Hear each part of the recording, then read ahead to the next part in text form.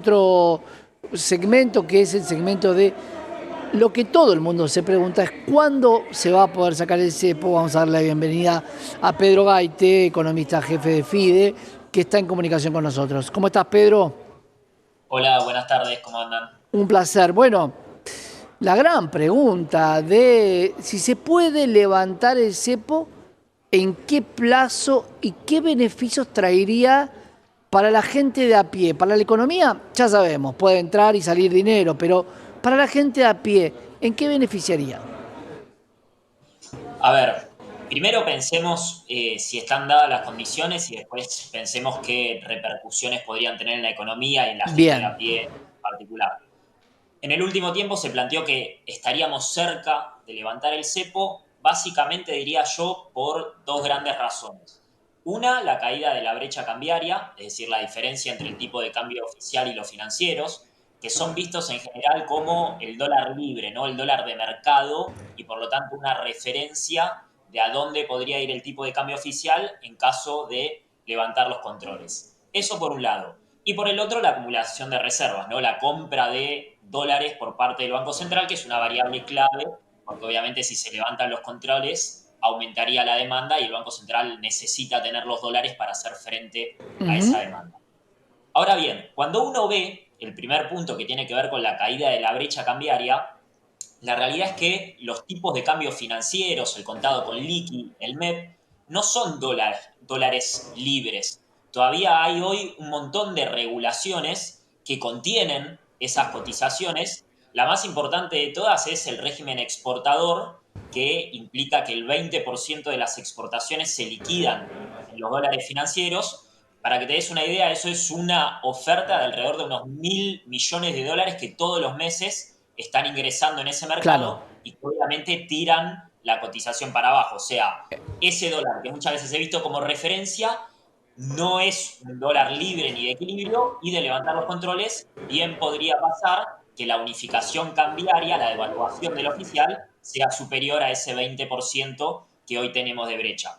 Más Por- devaluación, lo sabemos bien los argentinos, es más aceleración inflacionaria, más caída de los salarios reales, más caída del consumo, de la producción, los efectos Porque, claro, contractivos. ahora Pedro, el blend o la forma de liquidar, de combinar, que en algún momento fue 70-30, 50-50, ahora es 80-20, termina en junio. La gran pregunta es, ¿qué va a hacer el campo? Porque si la cosecha va a ser en mayo, poder esperar un poco para poder vender en un blend que se eliminaría, porque ahí está la gran duda. Si me vas a aumentar el 20, espero, y si me lo vas a sacar, no liquido. ¿Cómo ves la situación? Bueno, esa es la gran pregunta, ¿no? ¿Qué va a pasar con la cosecha gruesa? Porque como decía, el otro parámetro es la acumulación de reservas. Lo que vemos es que la acumulación de reservas en estos 4 meses de gobierno se dio básicamente de la mano de posponer el pago de importaciones, que es algo que ya venía haciendo el gobierno anterior, este lo profundizó muchísimo más, y entonces en este momento que tiene que empezar a pagar las importaciones que ya se realizaron en estos meses, necesita de la entrada de dólares frescos, que básicamente la cosecha gruesa de soja, de maíz. Ahora, la realidad es que después de la devaluación de diciembre, el tipo de cambio oficial está prácticamente planchado, corre al 2% mensual, con una inflación que si bien se viene desacelerando, fue altísima a lo largo de estos meses y por lo tanto se licuó buena parte de la ganancia de competitividad de ese salto cambiario. Cuando uno mira los datos de liquidación de la cosecha, que ya en abril en general se empieza a liquidar algo sobre todo de Ujú. soja, lo que ve es que las declaraciones juradas de exportación vienen muy bajas y los dólares que se están liquidando son muy bajos. Entonces, más allá de si se quita este 20% de liquidación al contado con liqui, la realidad es que hoy por hoy es un incentivo relativamente bajo, porque pensá que la brecha está en el 20%, es el 20% lo que se liquida en ese mercado, es un incentivo cambiario de menos de 5 puntos porcentuales. Es algo relativamente bajo. La cuestión está en que es probable que los exportadores estén esperando una devaluación del tipo de cambio oficial, más allá de ese 80-20, para liquidar en masa. Porque, de nuevo, en abril, que es un mes en el que ya se suele ver una parte importante de la liquidación de la cosecha, todavía no está Claro. ingresando con un agravante, que es que el año pasado se acumularon deudas para importar soja por la sequía brutal que hubo el año pasado. Entonces, los exportadores están ávidos de liquidez. O sea, sería esperable que el momento de más exportación sea el principio de la cosecha para poder repagar esas deudas, teniendo en cuenta también que si le creen al gobierno que va a sostener el 2% de crawling peg, la ganancia de competitividad, o sea, la competitividad va a ser cada vez menor. Entonces, el mes en el que se esperaría que haya más liquidación de la cosecha, que es abril y ahora los primeros días de mayo, eso todavía no se está viendo. Y de nuevo, me parece que ahí se juega buena parte del futuro de la macroeconomía y de la política económica en los próximos meses, porque para que se liquide la cosecha hay que volver a devaluar el tipo de cambio oficial, esta convergencia macroeconómica en lo financiero, no en las variables financieras, sin meternos en la cuestión de la economía real, que claramente está atravesando una crisis muy profunda, pero esta paz cambiaria, esta desaceleración de la inflación, etcétera, que estamos viendo en estos meses, claramente se pondría en riesgo si hay una nueva devaluación. Claro, porque de alguna manera entenderíamos que la cosecha en un país como la Argentina es sumamente importante y por eso cuando hubo sequía generó desajustes financieros por todos lados. Lo que hoy tenemos en claro es que además los precios de los commodities tampoco están por las nubes, por ende hay dos variables para vender la cosecha, que es el precio del activo y además el tipo de cambio, dos cosas que hoy no están ayudando demasiado.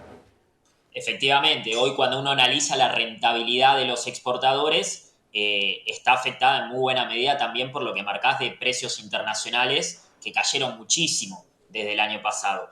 La producción en prácticamente todos los cultivos, la de trigo que ya en buena medida se liquidó, en maíz, en soja, es buena. En algún momento incluso se planteaba que iba a ser una cosecha récord, eso un poco se vio afectado por cuestiones climáticas en los Sí, últimos meses, por una plaga, etcétera, y se afectó, pero en términos de cantidades la cosecha es buena. El problema es que, como planteas, los precios internacionales cayeron entre un 20 y un 40%, dependiendo del producto, y por lo tanto la recuperación de las exportaciones agropecuarias, aún cuando se exporten, va a ser relativamente pobre. Mirá, más o menos de los 20.000 millones de dólares que se perdieron el año anterior, producto de la sequía en exportaciones agropecuarias, en un buen escenario de liquidación de la cosecha, se estaría recuperando unos 10.000 millones de dólares. O sea, alrededor de la mitad de lo que se perdió el año anterior, y eso es prácticamente en su totalidad por efecto precio, porque de nuevo Pedro, las cantidades son claro, buenas. para cerrar, y te lo pregunto porque es la gran duda, ¿qué pasa si la no liquidación impulsa una nueva devaluación? ¿Dónde se van las expectativas de inflación de Javier Milei? ¿Y dónde se va el supuesto plan económico? Y no, si hay una nueva devaluación, obviamente habría que ver en qué medida es esa devaluación. Obviamente no es lo mismo hacer una devaluación relativamente chica, administrada y en el marco de una negociación para que los exportadores liquiden. No es lo mismo hacer eso que desregular todo, levantar el cepo y llegar a una devaluación que podría ser Claro. muchísimo más alta. Pero evidentemente si hay una devaluación del peso, eso va a implicar una nueva aceleración inflacionaria y, como decía, un empeoramiento de las variables de la economía real, porque implicarían una nueva caída de los salarios reales, del consumo y de la producción, en un escenario social y productivo que ya está muy al límite. La Sí. caída de los salarios en estos meses realmente no tiene precedentes, ya las variables de empleo se están viendo muy afectadas, está cayendo el empleo privado registrado, ni hablar el informal, y una devaluación impactaría de lleno en ese escenario. Yo creo que la gente hoy todavía no estalló porque tiene en la cabeza que esto puede ir mejorando y todavía hay cierta esperanza, pero que si hay una devaluación nueva y todo esto se va al demonio, claramente se tornaría muy, muy complejo el escenario social y productivo. Sin duda, Pedro, vamos a seguir charlándolo con vos y debatiéndolo de cara a la liquidación, obviamente, de la cosecha. Gracias, Pedro.